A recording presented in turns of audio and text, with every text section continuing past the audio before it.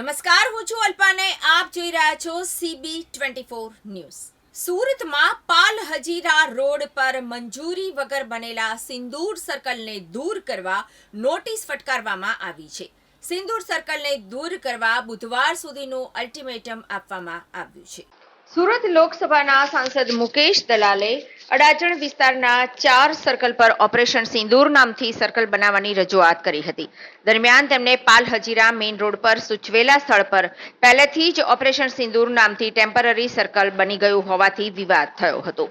સમગ્ર પ્રકરણમાં પાલિકાની મંજૂરી વિના જ સ્થાનિક બિલ્ડર જૂથે સર્કલ બનાવી દીધું હોવાનો ઘટસ્ફોટ થયો હતો। સૈન્ય વિમાનની પ્રતિકૃતિ સાથે ટેમ્પરરી સર્કલ ઊભું થવાની સાથે જ સોશિયલ મીડિયામાં ફોટા વિડીયો પણ વાયરલ થયા હતા। સુરતમાં અનેક જગ્યાએ ટ્રાફિક સર્કલનું નિર્માણ કરવામાં આવ્યું છે, તો સુરતના પાલ વિસ્તારમાં સ્થાનિક બિલ્ડર જૂથે ભેગા મળીને નિયમો એળે મૂકીને સર્કલ બનાવી દેતા ભારે ઉહાપોહ થયો છે।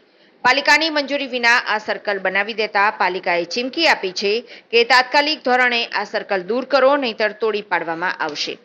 પાલિકાની મંજૂરી વિના જ સૈન્ય વિમાનની પ્રતિકૃતિ સાથે સર્કલ બની ગયા બાદ 24 કલાકમાં દૂર કરવા માટે અલ્ટિમેટમ આપવામાં આવ્યું છે।